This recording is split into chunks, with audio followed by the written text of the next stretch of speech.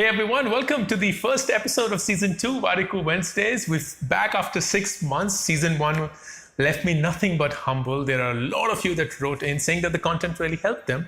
And I'm glad because that was the intention. I have personally learned so much from observing people from a distance that this was my way of giving back. And while I do recognize that Season 2, Warikoo Wednesdays has a lot to live up to, I only hope that your feedback will make it more meaningful for you and for me. For the first episode of Season 2, I wanted to talk to you about change, and I'll start this with a story. It's a story of two sisters. So the elder one asked the younger sister, how do you go about defining a good conversation? What do you think comprises a good conversation? And the young one thinks about it for a while and says, for me, a good conversation is about respect. It's about when I feel I've been heard, when I feel that anything that I'm saying is not being shot down, when I don't feel stupid saying what I want to say, I don't feel embarrassed saying what I want to say, I don't feel that I shouldn't be saying what I want to say. And at the same time, there are no bad emotions. There is no hatred, there is no anger, there is no pushback. There is nothing that tells me that I shouldn't be in this conversation or this conversation is bringing me down.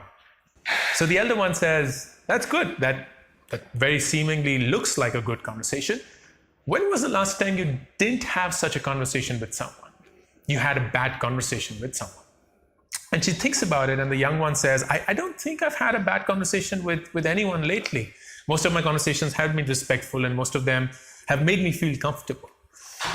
And that's when the elder one says, if you haven't had a bad conversation with anyone lately, how is it that you have had so many bad conversations with your own self?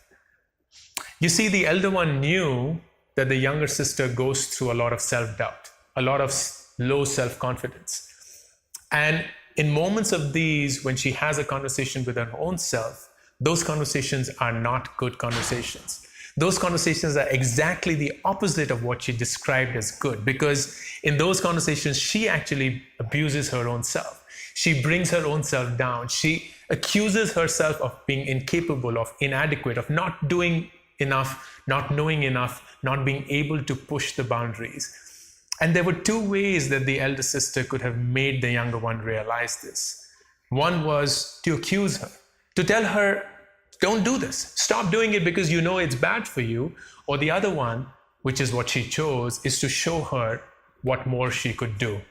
By showing her that she is not that person. She is capable of having good conversations, and why is it that she wouldn't have it with her own self? You see, a lot of times in life, we encounter moments when we have to change people.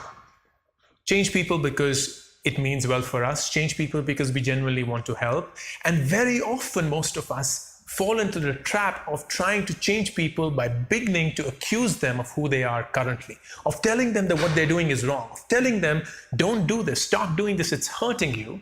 But what we fail to see is most often, ironically, the people hold on to what they're being accused of. Because in some way, they're being stripped of their identity that they think they have started to attach themselves to. And if you tell them this is the one thing that you shouldn't be doing, they don't know what else to do, so they cling on to what they already have.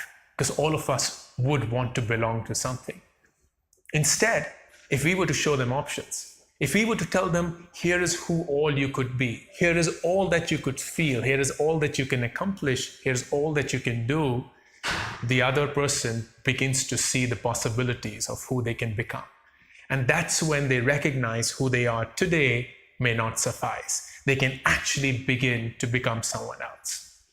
And in this journey, my strongest message to all of you, is when you're trying to change someone through this approach of not accusing them, instead showing them all the options, begin with your own self. Because very often, all of us, when trying to change our own selves, and we have to do it every year, every time and again, we begin by accusing ourselves, by telling ourselves that we're doing something wrong, by telling ourselves we're not good enough, we're not adequate, we're not capable, and we show ourselves down. And what we don't recognize is that puts us in a corner where we don't want to change. We're forcing ourselves to resist the change. Instead, if we were showing them the options, if we were showing our own selves what all could happen through the emotions we feel, the people we could become, That's what books do to us. That's what videos do to us. That's what this conversation might do to us. Because I can begin with saying, you fucked up and change, or I could say, this is all that you can become. This is who all we could transfer and transform into. And that's when you begin to see change happen from within. So the next time you want to bring about change in someone, don't start by accusing them. Instead, start by showing them all the options that they have in front of them.